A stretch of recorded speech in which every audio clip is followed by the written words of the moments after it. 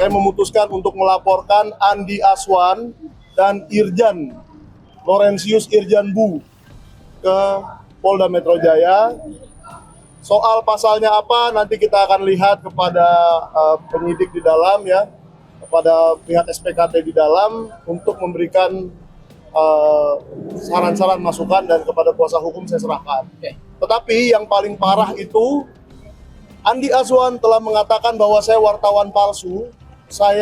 Pers saya itu palsu, yaitu kartu ini, mengatakan itu di TV nasional, yaitu di Garuda TV.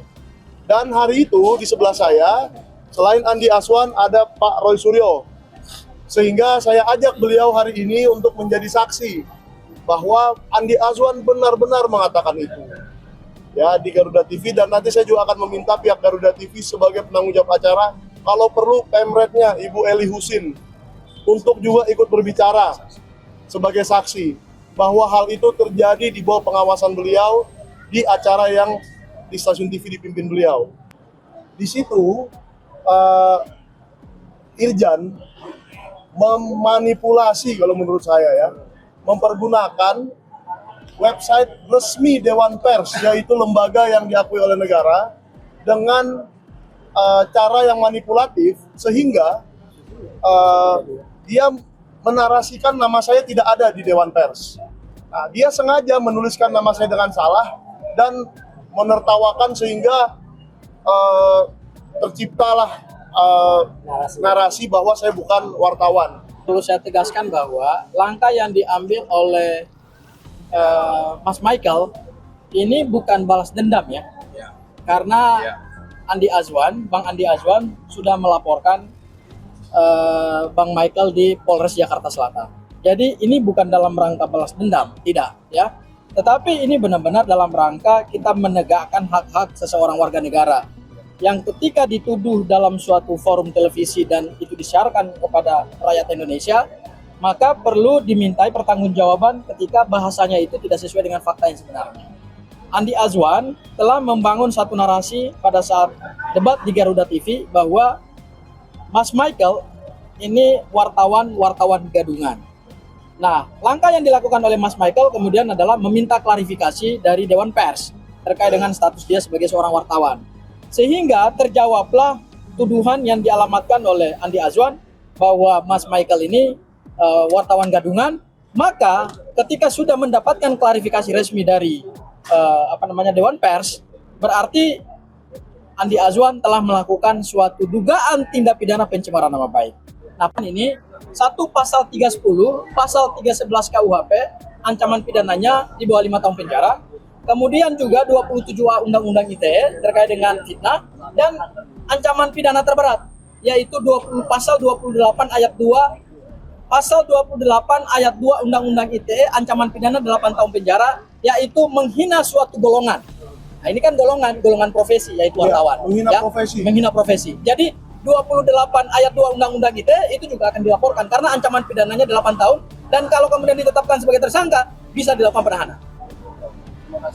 Status saya ya dalam kasus ini adalah sebagai saksi kunci atau saksi yang orang yang mengetahui langsung. Karena ini penting ya. Pelapor yaitu Saudara Michael Benyamin Sinaga adalah orang yang mendengar langsung pada saat itu. Jadi bukan pada kasus seperti yang saya alami. Orangnya hanya melihat di televisi, kemudian dia berusaha tahu ini tanggal berapa sampai tanggal enggak. Saudara Michael dan saya mengalami sendiri peristiwa itu pada hari Rabu tanggal 8 Oktober 2025 di lantai 5 salah satu gedung pertokoan di Jakarta Pusat yang ada di gedung Sarinah ya, di Jalan Tamrin ya. Itu peristiwanya kira-kira di atas pukul 7:30 ya, itu peristiwa terjadi. kualifikasi pelapor adalah jelas. Dia juga mengalami sendiri. Jadi clear betul pasal 310 311. Ya, bukan seperti sebelah sono ya, yang tidak melihat langsung, tidak mendengar langsung, hanya mengalami masukan-masukan dari orang-orang lain. Saudara Mike benar, dan saya selaku saksi, saya melihat dengan mata kepala sendiri, mendengar dengan telinga saya sendiri. Jadi clear betul, saya ada di situ. Dan ada 2 orang yang memang dilaporkan. Andi Azwan memang berada di situ. Tapi yang satu lagi yang namanya Irjan, siapa tadi? Laurentius Irjan Buung. Ya, itu adalah membuat tayangan di podcastnya, namanya Mo1 TV. Itu yang bahasanya lebih kasar. Bahasanya benar, itu makanya dikenakan Undang-Undang ITE. Ya, karena dia mengunggah dan kemudian menyebarluaskan.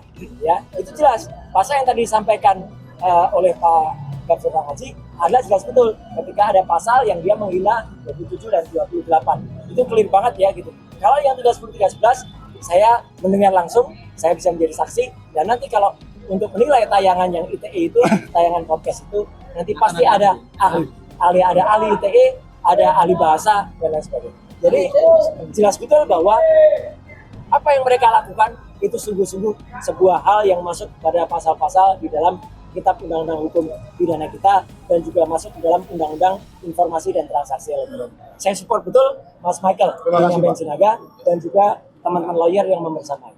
Stay updated. Info terkini masih banyak. Jangan lupa subscribe, like, dan share YouTube official OKZone. Dan selengkapnya ada di okezone.com.